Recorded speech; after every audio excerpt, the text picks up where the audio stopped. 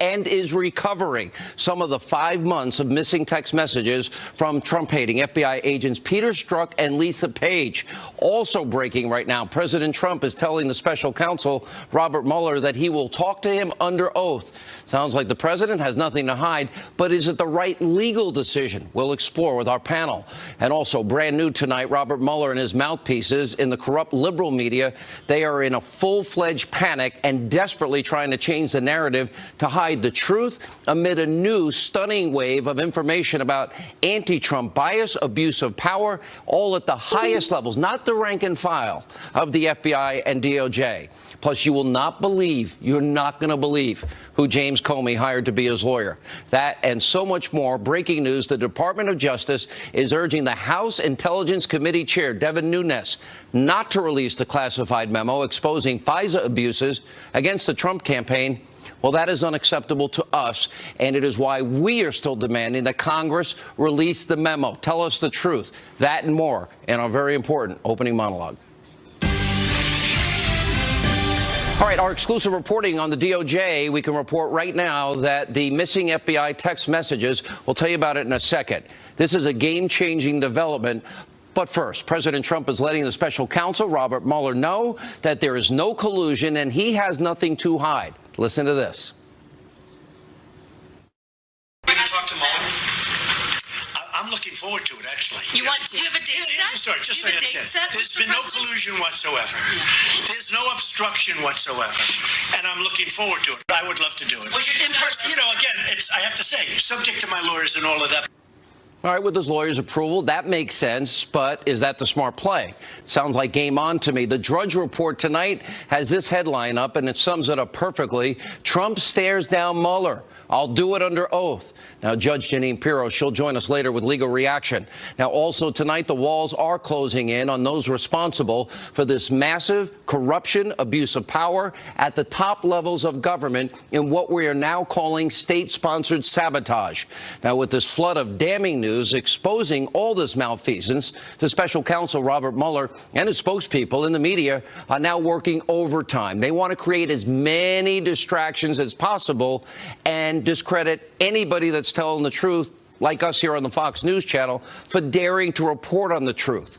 Now, to be perfectly clear, for those that don't pay attention and want to advance lies and false narratives, we are not and never have been and never will be talking about rank-and-file members of the FBI, the DOJ, and the intelligence community. They honor us with their service every day. And there's no show on television that has and will continue to support these hardworking people that do such a service to their country.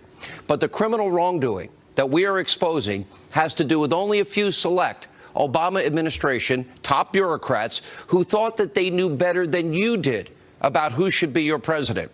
Now, the liberal media is engaged in a total smear campaign. They want to shut up people like me and Greg Jarrett and Sarah Carter and John Solomon and Tom Fitton and Victoria Tunsing and so many others. They want to conceal the truth.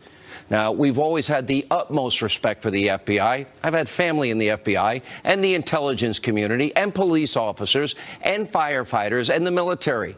Now, can the liberal media say the same for themselves? We know the answer. How many times have you heard them attack people in uniform, those that serve us as much as they do?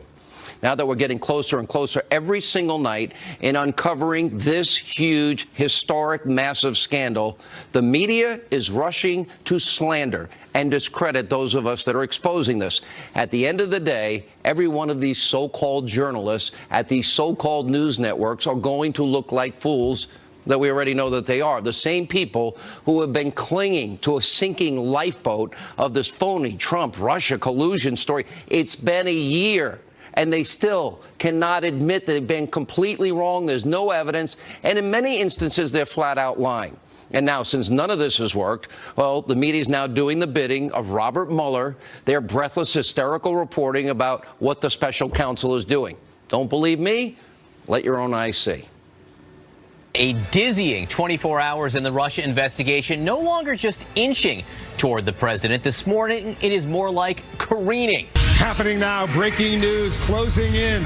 The special counsel's Russia probe closes in on the president and his inner circle. After 24 hours of bombshell reports and developments, another one just in. CNN has now learned that the special counsel, Robert Mueller, wants to question the president's former White House chief strategist, Steve Bannon. The outline of an obstruction of justice case filling in bit by bit. As NBC's First Read political team notes, if the optics around Bill Clinton's tarmac meeting with Loretta Lynch were bad, this is, quote, 100 times worse. It was a day of revelations in the Russia probe. If there's any day to be watching Ari, it is today. Russia, Russia, Russia. A lot going on. Now, have you noticed, anytime there's big breaking news about this massive government abuse of power that's unfolding every night on this show, all of a sudden 3 or 4 stories about the special counsel's investigation in the media, they're all over the place, and it spreads like wildfire within their own echo chamber. So predictable at this point. The media is out of control with their bias. It's painfully obvious. And by the way, a lot of their information, I believe, when all is said and done, is probably coming from Robert Mueller and, of course, his liberal Democratic hacks that have been pushing this themselves. Now, also tonight, big developments about the explosive classified memo exposing FISA abuses against the Trump campaign. Fox News is reporting the Department of Justice is now asking the House Intelligence Committee Chairman, Devin Nunes, to not publicly release the memo that we deserve. Now, do the DOJ, do they not understand? Congress has oversight over them. They're investigating them. They don't have to hand the memo over to anybody in spite of what the liberal media says. They shouldn't do it. Now, this is why we are once again calling on you, the American people, to call up your members of Congress, demand the memo be released. Release the memo. Hashtag release the memo. Call the number on your screen, 202-224-3121. Tell Congress the truth about one of the biggest scandals in American history, and we have a right to know. Also breaking this hour, this is huge, new information about the missing Strzok Page text messages. Remember, 5 months, a very critical time period. Sources are exclusively telling me tonight, multiple sources, that the Department of Justice is, as we speak, in the process of successfully recovering many of those text messages in that 5-month period of time from the Trump-hating FBI officials Peter Strzok and Lisa Page. The DOJ is also trying to track down their mobile phones. This is huge because those texts are during that critical time during the so-called Russia investigation. Here's a big question tonight. Was the deputy FBI director, Andrew McCabe's cell phone impacted by this so-called glitch? McCabe, he was Lisa Page's boss, and both she and Strzok talked about, quote, the insurance policy in Andy's office. We believe that was McCabe. And also brand new tonight, we have new revelations about one of the lawyers that is now representing disgraced former FBI director, soon to be probably investigated, national embarrassment, James Comey. According to BuzzFeed, one of Comey's attorneys turns out is his Columbia law professor buddy, the guy he leaked a memo to the New York Times because he wanted a special counsel appointed, which turned out to be, Comey's other BFF, Robert Mueller. You can't make this up in a spy novel. It's one giant incestuous circle of corruption. And we have even more proof. James Comey testified, remember, that he gave his classified memos to Robert Mueller. And according to the reports, the special counsel interviewed Comey about his memos last year. By the way, they also collaborated before he testified. Those memos contained classified information. They were created on government computers. So Comey broke the law by removing them from the FBI. But it's clear that Mueller didn't care about any of that, because they're best friends. Mueller's main focus is and has been and continues to be carrying out a witch hunt to unseat a duly elected president of the United States, President Trump. It's ridiculous, and it's an abomination to our Constitution and the rule of law. And as you have seen by watching the show the past couple of nights, well, there have been so much breaking news about the FBI text saying that he's trying to get to the bottom of it, as he should. And Senator Johnson is also making news by releasing text messages from anti-Trump FBI lovers, Peter Strzok and Lisa Page, that also highlight even further their extreme bias. Now, just after midnight on May 19th, remember, it was gone from December 14th to the 16th of May. And then Mueller was appointed, and all of a sudden they started reappearing again. But Strzok appears to be talking about getting an offer to join Mueller's investigation. This is key. And by the way, writes here, Strzok, my answer is no, no. And the lead division, and then I think, wait, a case will be in the history books? A chapter? Much like you tell me about my extra time in the field and all the cases, would you trade it? 1 million people sit in odd staff jobs. I didn't quite get that. This is a chance to do, well, it may be the most important case of our lives. By the way, the same guy that was saying earlier, there's no there. 30 minutes later, Strzok asked Page the question, an investigation leading to impeachment? So did Strzok have inside knowledge about what Robert Mueller's end goal was going to be? Because that statement from Strzok contradicts what he said when he was talking about the possibility of Trump-Russia collusion on May 19, 2 days after Mueller was appointed. You may remember the time frame. He says, you and I both know the odds are nothing. And if I thought it was likely, I'd be there, meeting with Mueller, no question. I hesitate in part because of my gut sense and concern. There's no big there. Why would I want to do that? So Strzok, despite his rampant bias, knew from the beginning Mueller was leading a witch hunt. And Strzok would know because he was the top intelligence official at the FBI, and he's the guy that signed the papers that started the entire Russian investigation. Now, Strzok also dropped this bombshell about the Clinton email investigation, writing, for me, and this case, I personally have a sense of unfinished business. I unleashed it with the mid-year exam, his MIE, which was the FBI's code name for the Clinton investigation. Now I need to fix it and finish it. Fix it and finish it. Strzok is texting this May 19th. Remember, when we know Hillary Clinton wasn't even interviewed till the 4th of July weekend about her email server scandal on the 4th of July. Now, remember, it's at this point that Strzok and Comey and others were drafting the exoneration on May the 2nd, before they talked to Clinton, interviewed Clinton, and 17 other key witnesses. And Strzok and Page, well, they suggest in text on July 1st, just 4 days before Comey's announcement, 3 days before they interview Hillary, about Clinton, that both of them and the former Attorney General Loretta Lynch all knew that Clinton wouldn't be prosecuted. It's smoking gun evidence. What more would you need? Strzok, Comey, Loretta Lynch, they all knew the fix was in, it was rigged. Let me connect the dots for you. So you got deep state actors. You got these people, top people at the FBI, Strzok, Page, Comey, and then at the DOJ, the AG, Loretta Lynch, and of course, Andrew McCabe, shielding Hillary Clinton from prosecution, even though it is obvious, incontrovertible she committed felonies and broke the law, because they wanted her to stay in the race and defeat in the election Donald Trump. Now, remember, language in the exoneration statement was changed from what was breaking the law, the legal standard, gross negligence, to extreme carelessness. And then you had Hillary Clinton shelling out, over $12 million for an unverified, salacious dossier with Russian propaganda and lies because she wanted to rig the general election against Trump.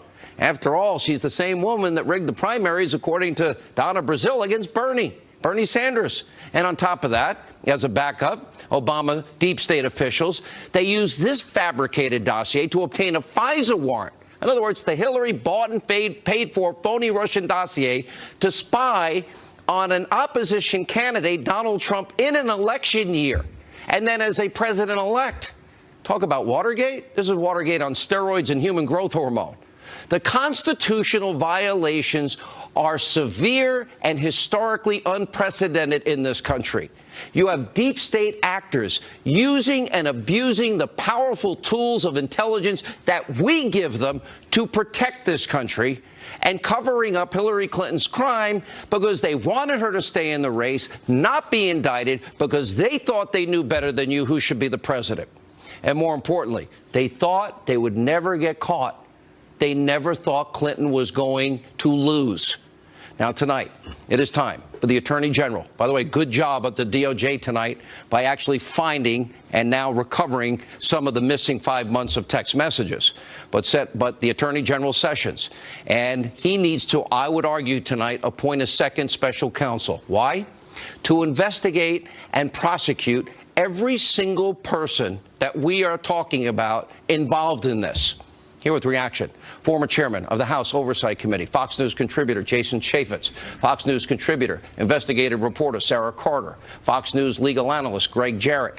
All right, Sarah, let's go. You have broken some of this news tonight. You heard at the beginning that the DOJ, as we speak, are recovering the missing 5 months. That is huge tonight. It's huge news, and it fits with what other FBI agents were telling me, former and current, where they said, look, they can get these text messages. There is no way there was a technical glitch that got rid of all these text messages. Look, the FBI are experts at going after criminals who try to hide their text messages, and they're able to get them from them. So if they have the phones, they can get it from that. And if they're in the server, they can get it from that. Now the question is, why did they respond that way? Why did they respond with this technical glitch? And I have some new news, Sean. I have been told by members in Congress that they will release that memo, that they will not be cowing down. They're not going to be bullied.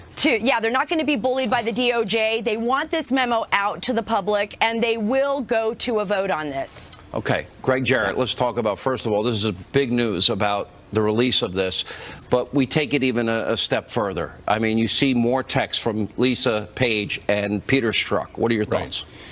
50,000 texts. If you extrapolate that, that's 68 texts a day.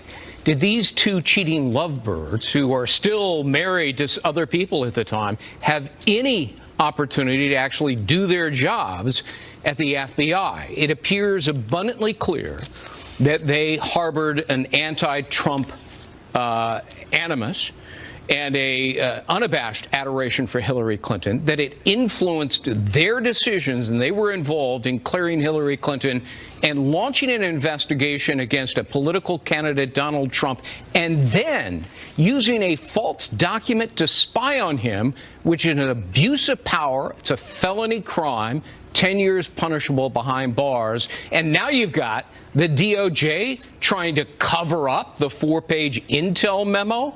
As Nixon once famously said, it's not the crime, it's the cover-up. Well, with these guys, it's both crimes and cover-up. Let's go to this new development. Sarah, you caught this, and it was in your article tonight on sarahcarter.com. But Jason Chaffetz, the idea that, well, if the investigation leads to impeachment, there's no there. I hate the president.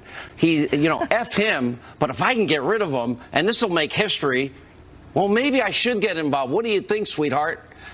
Pretty much what he's saying to his lover. Look, Sean, I think you gave the best synopsis of what's happening here. The only thing I would actually add to it is there's a National Review article up now talking about the nexus to the President Barack Obama himself when he's communicating under an alias using an account that wasn't a .gov account to a Hillary Clinton who may have been overseas, perhaps in Russia, again on a non-secure line. Then I got to tell you, what was the motive to make sure that Hillary Clinton was never prosecuted? You got to also explore that, and that's not a wild conspiracy theory. Congressman, in all your years in Congress, do you ever have an exoneration before investigation? No. Let's start there. No. I mean, come on. There was something like 16 people that had not yet been interviewed. 17. And Hillary. It's just unbelievable. If a judge had started writing his opinion before they heard all the testimony on this, come on. And it's John Ratcliffe under oath asking Director Comey, when did you make this decision? That's where Comey's strongest legal trouble starts. All right, Sarah, really let me go back to you, because you reported on this. No, there's no there on that Russia thing. But if this can be historic, if there's impeachment, he's loathsome. F him. That's what they wrote each other. Well, think maybe about then this, I Sean. should get involved. No, wait a minute. But you got Strzok and Comey writing the exoneration. Then you got the insurance policy with Page, Strzok, and McCabe. Why are these people still working? Why have they not been fired? And what impact does it? Why did Mueller pick all of these people? And I didn't even mention Andrew Weissman yet. That's right. And that is one of the biggest questions right now from former FBI folks who say, look, had we even done a little a little speck of what these folks did, we would be fired, we would be removed. What's going on here? What's going on the 7th floor? We can't get any answers from the FBI. Why would the FBI put a guy who was having an affair? This is a counterintelligence. Peter Strzok was working counterintelligence. He's having an affair. He's texting on an unsecured line, his government-issued phone, open for anyone to capture it, and then they move him to human resources. They move him from out of the special counsel and then into human resources, and we can't get an answer as to why he hasn't been fired, why Lisa Page is still working. So there's a lot of questions here, and we have to look at Deputy Director Andrew McCabe and look at everything that's come out about Andrew Weissman on the special counsel. Sean, there is a continuing investigation. This is the reason why the DOJ doesn't want this FISA memo out. This is the reason why people are so tight-lipped about this. There needs to be further investigation into this, and I agree with Chaffetz on this. I watched today, and it's not new news that they're going to want to talk to Donald Trump. It's not even, it's old news. Right. Oh, Steve Bannon is talking. That's old news, too. Didn't these leaks, don't you suspect, as I do, this came right from Robert Mueller's office, because they are under fire, and because of all that we're discovering here, they know their time is up. It's not unusual for a special counsel to interview the subject of the investigation, Donald Trump. Trump can't hide behind executive privilege because that only applies to protecting your communications to Congress. This is a criminal investigation. The president could be hauled in front of a grand jury. So Trump has to respond and testify. The only question is, can he limit the scope of it, which is attorneys should try to do? Because, you know, I was a defense attorney. I've yet to meet a prosecutor who cares a whit about justice and fairness. They care about convictions and indictments. They're one loss column. So this could be a perjury trap, an obstruction trap. The president needs to be careful about that, but he's a smart guy. And when he needs to be, I've read his depositions, he can be very focused and cogent. Would you ever let the president, and I appreciate he wants to be upfront, honest, right. I would never in a million years, never, ever allow him to go before this witch hunt special counsel. But he has no choice. You can't invoke executive privilege in a situation like this. It's a legitimate criminal investigation. Don't you think there's enough legitimate reasons of a bias and an abuse within the special counsel that he has legitimate legal arguments? Not only that, by meeting with Mueller, you are in a way legitimizing his investigation, which is illegitimate. Under the special counsel law, there has to be a stated crime. Look at the order signed by Rod Rosenstein to Mueller. There's no stated crime. It's an illegal investigation, but the president may have no choice. Let's get your take on this, Jason Chaffetz. Congressman, I wouldn't in a million years. I would fight that up to the Supreme Court on the grounds that, number one, Mueller's team is corrupt, that it was founded. Remember, Hillary rigged the primary. Hillary paid for the phony dossier. Hillary got a pass when she committed felonies by people that even were involved in the investigation, but especially Peter Strzok. And Peter Strzok and Comey. And Comey set it up using information he never should have revealed. Then the phony dossier was a predicate to get the FISA warrant against the president. I don't think there's, I believe anybody, liberal, conservative, Republican, Democrat, civil libertarian, you've got to be concerned about the abuse of intelligence and the misuse of our intelligence and weaponizing it against the American people.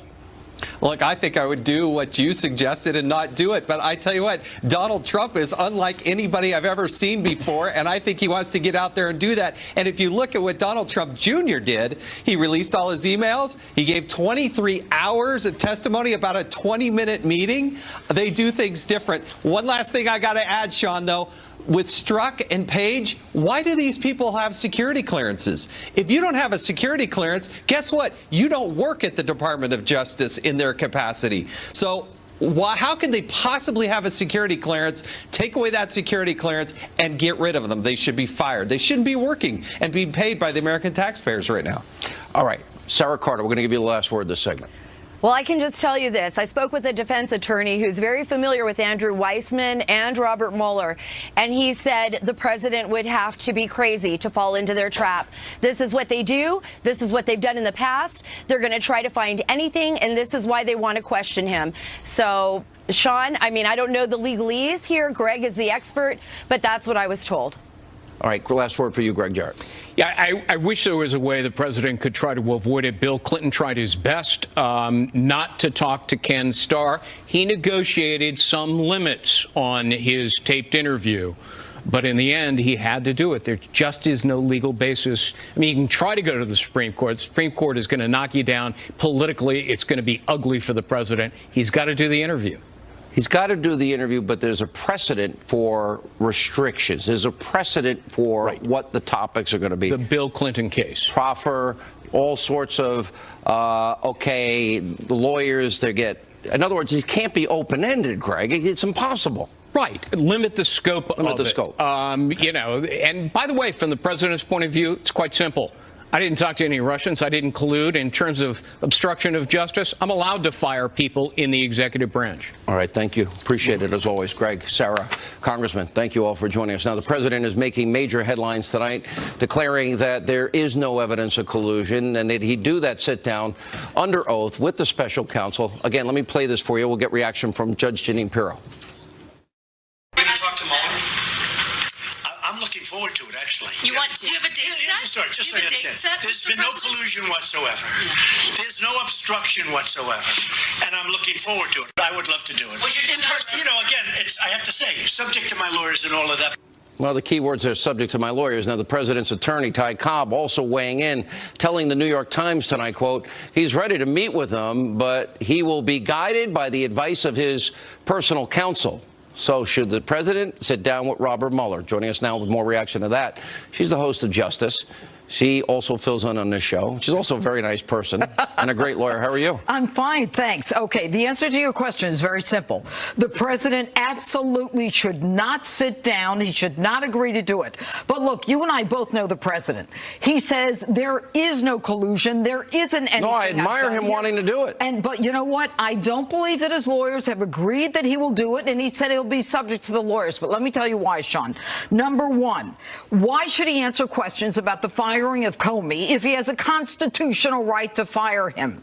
And number two, shouldn't that be his answer if, in fact, he goes? Yes, but it's never going to end. I know federal prosecutors are going to go on. I got to stop you before you finish your point. No, this is important. So I've actually talked to my friends that are attorneys. Right. Okay. And they say to me, I brought this scenario up. What if I'm being interviewed by these people? He goes, you say no, and then you got to be willing to sit there.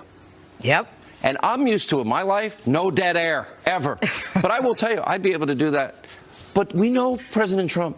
He's going to say no, and I'll tell you why and why and why. And he's going to go on, and he's going to talk about this, talk about that. It is a trap. There's no question. That's what the feds do. And we already know that they're biased. But the second reason is he only needs to answer questions about crimes. If it's not a crime to fire Jim Comey, then what crime are we talking about? Collusion?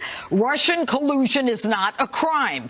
Ergo, he doesn't need to appear. And what they're going to do is they're going to continue to bring witnesses before the grand jury, squeeze them to try to implicate him and make him seem like a liar. It is ridiculous to go before this biased prosecutor. It's like poor General Flynn. Oh. I mean, they already knew his answers because they illegally surveilled, unmasked. They didn't minimize, and then they leaked raw intelligence. He walked into a perjury trap because they knew everything he said. That's scary, by the way, in terms of unreasonable search and seizure, no warrants, and it never should have happened. The problem here is they don't like this president. Look at this team that Robert Mueller put together. Is that fair?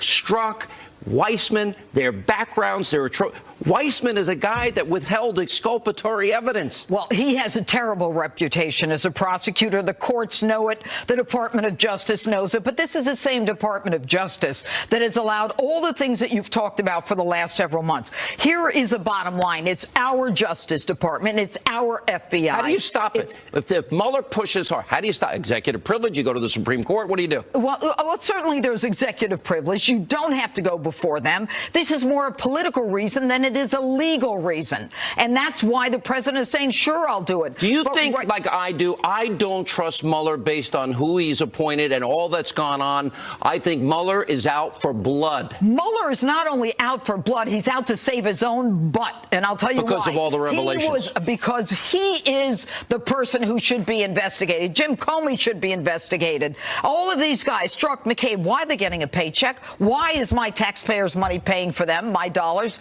These people need to be taken out in cuffs. I've said it before, Sean, this is not our Justice Department. This is a bunch of arrogant, condescending people who think they know better than we do. You've been on it the whole time. Yeah. The whole time, Sean. And you've been on it as well. Judge, glad to see you. Good to see you. I appreciate it. All right, when we come back, the great one. Wait till you hear what the great one, Mark Levin, is saying. Fired up over this FBI and these missing texts that we now know tonight are actually being recovered as we speak. Breaking news on Hannity. Alan Dershowitz weighs in next.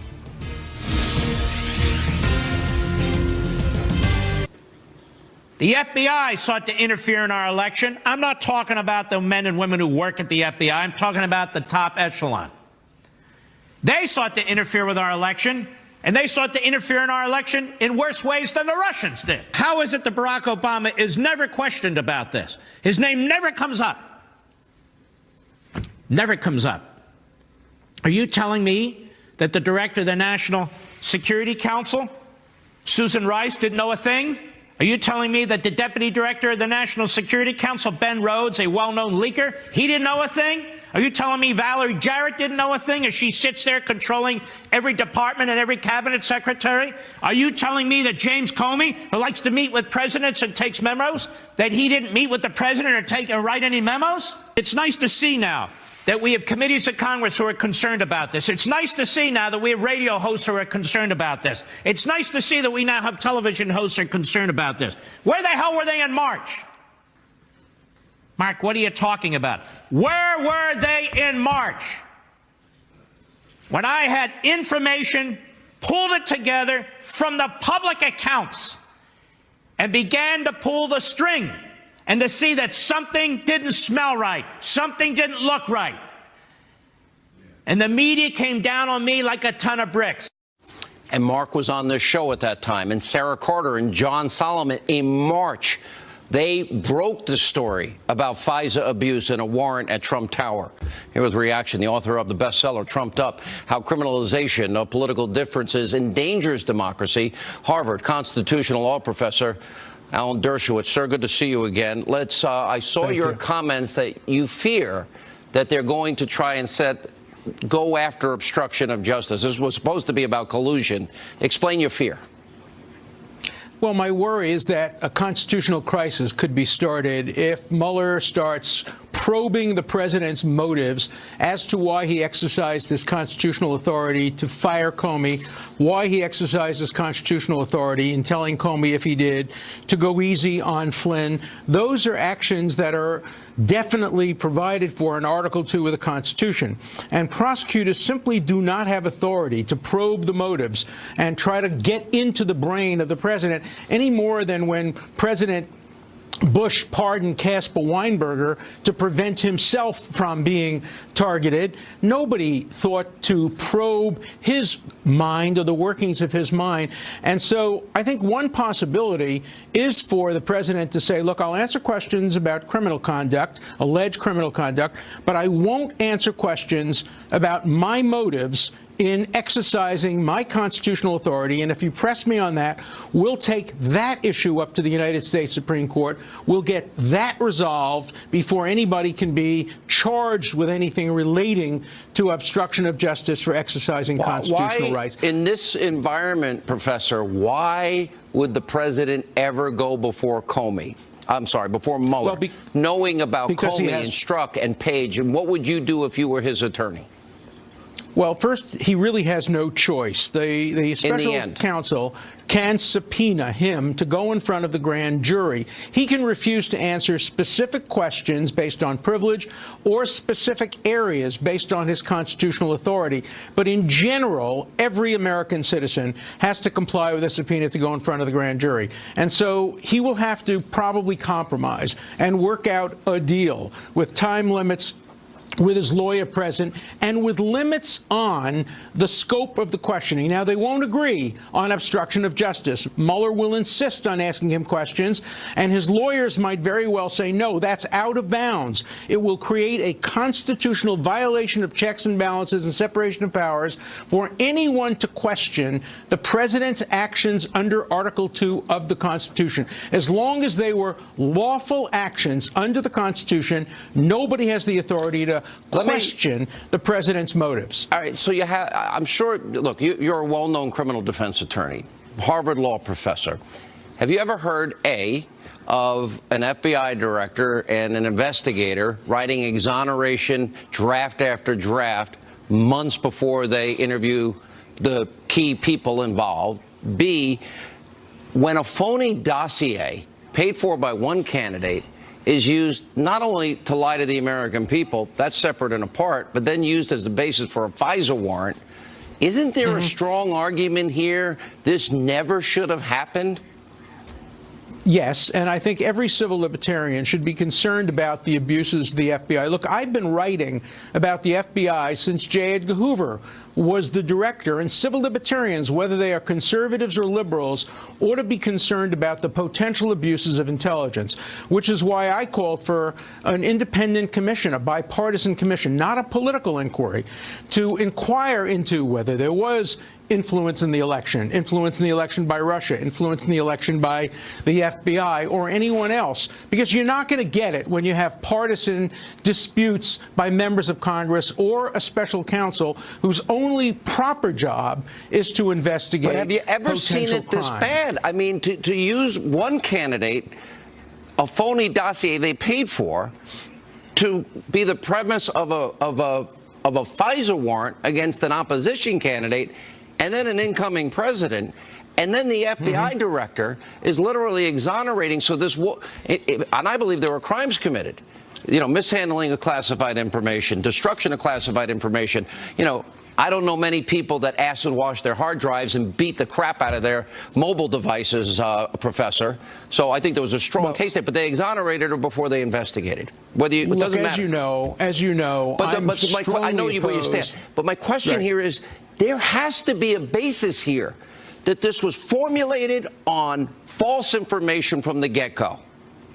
Look, there are two issues. I agree with you completely that if the FISA warrant was based on a questionable and possibly false series of documents, that under Supreme Court doctrine can be challenged. Yeah. The issue about whether or not you exonerate before an investigation depends on whether there is a crime charged. If there's no crime, of course you exonerate. But if you're looking for evidence, then you have to have a full investigation. All right. Thank you, Professor. When we come back, Ed Henry, live report on the president's fight against sanctuary cities and much more. Straight ahead.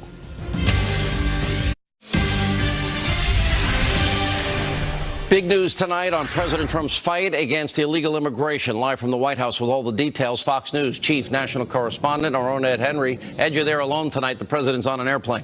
That's right, Sean. He's heading over to Davos. But before he left, what he did was step up his crackdown on illegal immigration. Congress may be stalled on what they call comprehensive immigration reform, but he still has his Attorney General, Jeff Sessions, moving forward. He sent an aggressive letter today to 23 municipalities and cities that are operating as sanctuary cities, demanding to know why they're not following federal guidelines. This warning sent to some of the worst offenders, including New York City Mayor Bill de Blasio, Chicago Mayor Rahm Emanuel, who were told they will start being hit personally with fines and legal actions if they don't comply. Emanuel was defiant, declaring, quote, the Trump Justice Department can try to intimidate us with legal threats, but we will never abandon our values as a welcoming city or the rights of Chicago residents. Now, de Blasio was among several mayors who then formally boycotted a White House event today, leading the president to insist the focus should be on keeping the public safe.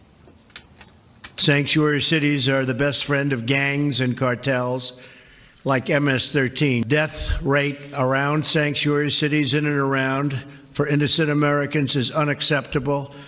Take a look at what happened in San Francisco and Kate Steinle. My administration is committed to protecting innocent Americans, and the mayors who choose to boycott this event have put the needs of criminal illegal immigrants over law-abiding Americans.